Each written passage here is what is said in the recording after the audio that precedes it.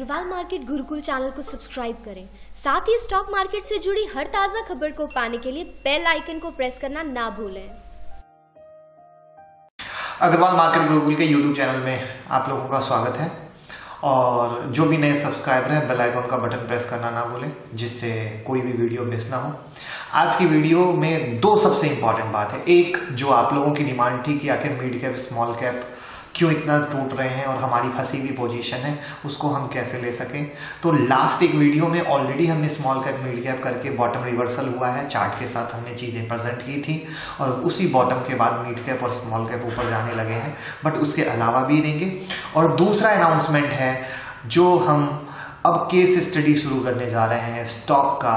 आपकी डिमांड पे आप लोग वीडियो के नीचे में कमेंट करोगे जिस स्टॉक की केस स्टडी चाहिए और सबसे ज़्यादा वोटिंग जिस स्टॉक की रहेगी उस स्टॉक की हम केस स्टडी बनाएंगे। तो इस वीडियो के नीचे आपको जिस भी स्टॉक के बारे में जानना हो उस स्टॉक का नाम लिख दें, लेकिन वो स्टॉक सिर्फ फ्यूचर के ही होनी चाहिए। निफ्टी फ्यूचर में जितने स्टॉक हैं सिर्फ वही होने चाहिए, 200 जो हैं, उसके अलावा कोई नहीं होनी चाहिए।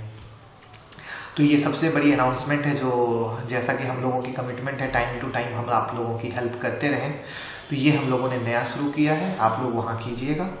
और बाकी जैसा कि आप लोग जानते हैं बॉम्बे में 9 और 10 मार्च का हमारा वर्कशॉप है, आप अपनी सीट बुक कर लें। और ऑनलाइन क्लास 11 तारीख की है, 11 मार्च की, उसकी सीट बुक कर लें। लखनऊ 30 और 31 मार्च है और बेंगलुरु हमारा 13 और 14 अप्रैल है। अब बात करते हैं आज के सब्जेक्ट की। स्टॉक में हमारा मिड कैप और स्मॉल कैप में इतना फॉल क्यों आ रहा है। जैसा कि हम सभी जानते हैं पिछले कुछ समय से मिड कैप और स्मॉल कैप में काफ़ी गिरावट आई है, लेकिन सवाल उठता है कि इसकी वजह क्या है कि मिड कैप और स्मॉल कैप गिरते जा रहे हैं। आप लोगों को आइडिया तो होता नहीं है, पोजीशन बना लेते हैं बिना स्टॉप लॉस के। तो हम उन महत्वपूर्ण कारण पे आज चर्चा करते हैं कि इनके गिरावट का रीजन क्या है। तो स्मॉल कैप शेयर काफी समय से ओवर वैल्यू थे। एग्जाम्पल के लिए कोई 200 रुपए का शेयर है, 700 रुपए हो गया, एक ओवर वैल्यू हो गया। तो जिससे के कारण जो उनकी वैल्यू ओवर वैल्यू हो गई, मार्केट प्राइस से काफी ज्यादा हो गई। तो वो आप लोग भी जानते हो कि कोई भी चीज जब ओवर वैल्यू हो जाती है, मार्केट प्राइस से ऊपर हो जाती है, तो वो कभी भी अपर लेवल पे सस्टेन नहीं कर पाती। तो पहला रीजन ये था कि वो उस लेवल से गिर के उस प्राइस के इक्वल आने की कोशिश किए, जिससे कि उनका ओवर वैल्यूएशन खत्म हो जाए और वो इक्वल मार्केट वैल्यू जो रियल मार्केट वैल्यू है उसके इक्वल आ जाए। ये पहला रीजन था। अगेन एक चीज इस बात से मैं आप लोगों को बताना चाहूंगा, जो नए फॉलोअर्स हैं, मैं बार बार बोलता हूं मेरे किसी वीडियो को देखना ना भूलें। जब 11,150 निफ्टी थी, 11,750 निफ्टी थी, इन सब चीजों पे मैंने बहुत बार फोकस किया है। स्मॉल कैप जब लगातार 11,150 के टाइम में जब हमने निफ्टी की एडवांस कॉल दी थी सेलिंग वाली, उस समय जब स्मॉल कैप मिड कैप बहुत रॉकेट चल रहे थे, तब भी मैंने हाईलाइट किया था कि स्मॉल कैप मिड कैप से दूर रहे। इवन 11,150 में पोजीशन एग्जिट करने को बोल दिया था।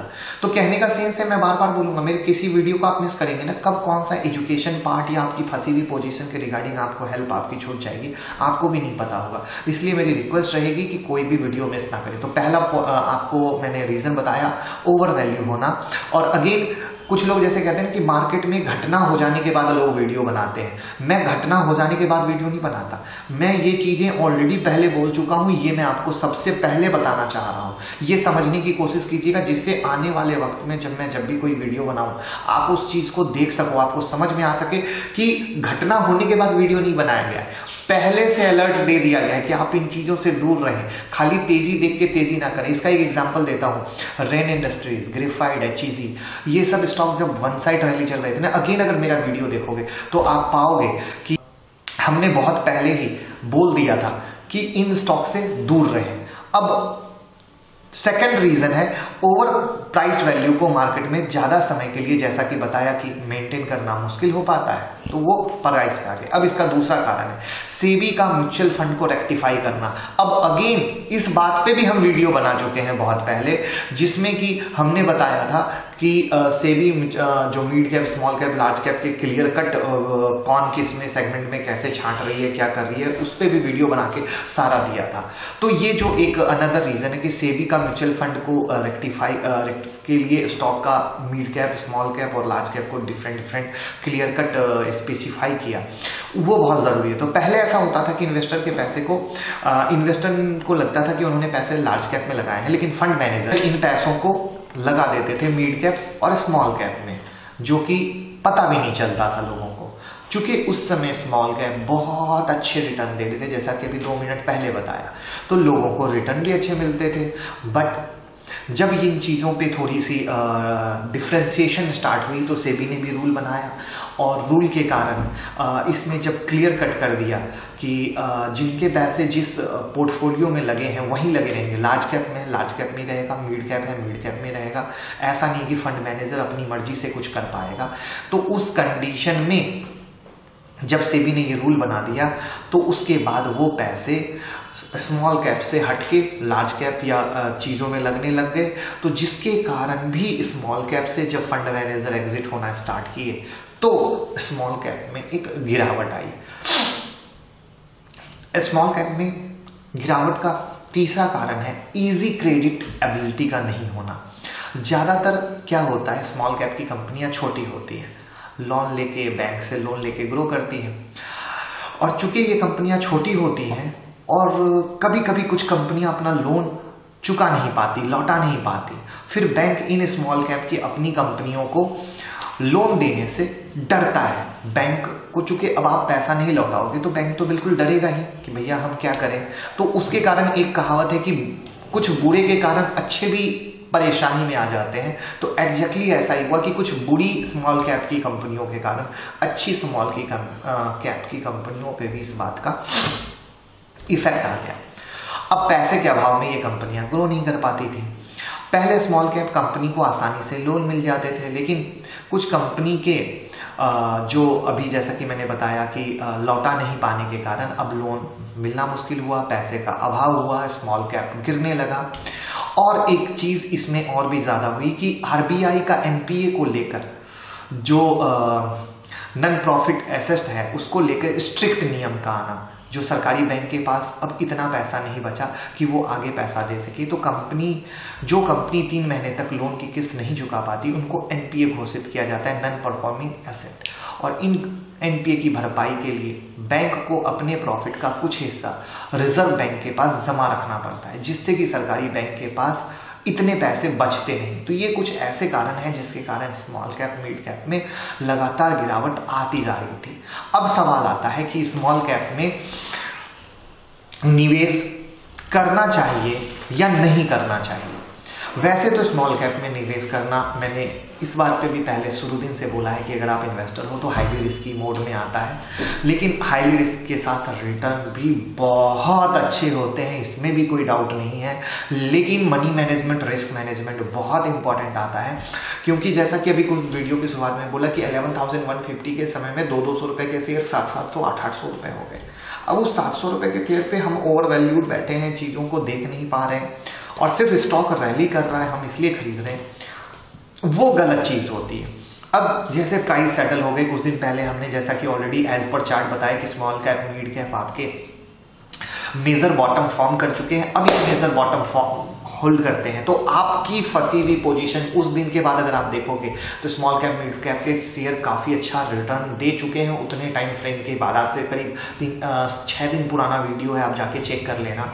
बहुत अच्छा रिटर्न चल रहा है। और अभी भी फिर से बोलूंगा, जिनकी फंसी पोजीशन हो, अगर अच्छे स्टॉक हो एवरेज कीजिए, जो फ्रेशर हो अच्छी कंपनियों में इन्वेस्ट कीजिए, जिससे कि सही चुनाव सही कंपनी में डालिए, फालतू कंपनियों में ना डालिए, और सही चुनाव को समझिए, मार्केट को समझिए। जैसे अब एग्जांपल देता हूं, जैसे ट्रेड वार चल रहा हो, अब ट्रेड वार में हमको स्टील की कंपनी, जैसे आप देखिए वेदांता का क्या हाल हुआ था, टाटा स्टील का क्या हाल हुआ था।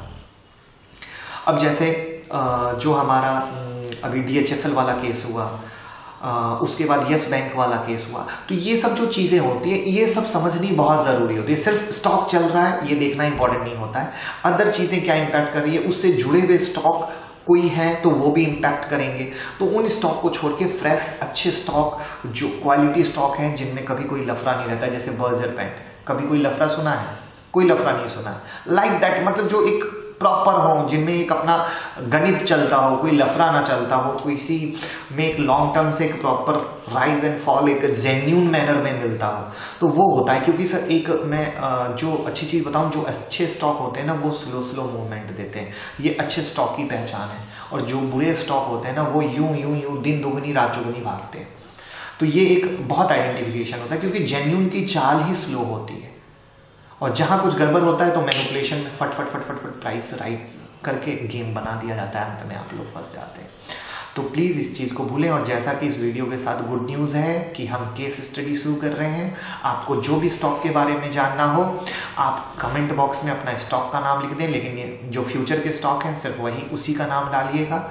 हम नेक्स्ट वीडियो में उस स्टॉक की केस स्टडी करेंगे जिस स्टॉक का मैक्सिमम वोटिंग आएगा, जिस स्टॉक पे मैक्सिमम वोटिंग आएगी उस पे करेंगे। और आई होप ये स्मॉल कैप मिड कैप का वीडियो आपके फायदे के लिए होगा और आपको आपकी फंसी हुई पोजीशन को हैंडल करने में हेल्प करेगा, या जिनको इन्वेस्टमेंट करना है नेक्स्ट 5 to 10 ईयर्स के लिए उसमें बहुत ज़्यादा हेल्प करेगा। मेरे पुराने वीडियो को देख के वो चार्ट के लेवल ऑलरेडी पोस्ट किया हुआ, क्योंकि फिर वो चीज़ों को यहाँ पे लाऊंगा, वीडियो लंबी हो जाएगी। और फिर से रिपीट करूंगा, मेरे किसी वीडियो को देखना मिस ना करें, क्योंकि मैं बार बार क्या करता हूं कि मैं अलग अलग वीडियो नहीं बना पाता क्योंकि समय की कमी है। तो मैं एक ही वीडियो में ज़्यादा से ज़्यादा चीज़ों को खींचने की कोशिश करता हूं जिससे आपको सारी नॉलेज मिल जाए। तो प्लीज़ इसको देखिए। और मुंबई 9 और 10 मार्च, 11 मार्च ऑनलाइन क्लास, लखनऊ 30 और 31 मार्च, और बेंगलुरु 13 और 14 अप्रैल मेंटर देंगे जो कोई इंडिया में नहीं देता है। लाइफ टाइम का सपोर्ट देंगे, मेंटर देंगे, एडवांस टेक्निकल एनालिसिस पढ़ाएंगे कि आप एडवांस में प्रिडिक्ट कर पाओ। तो नए सब्सक्राइबर चैनल को लाइक करना ना भूलें, और अगर वीडियो पसंद आती हो तो शेयर जरूर कीजिएगा। Thank you so much.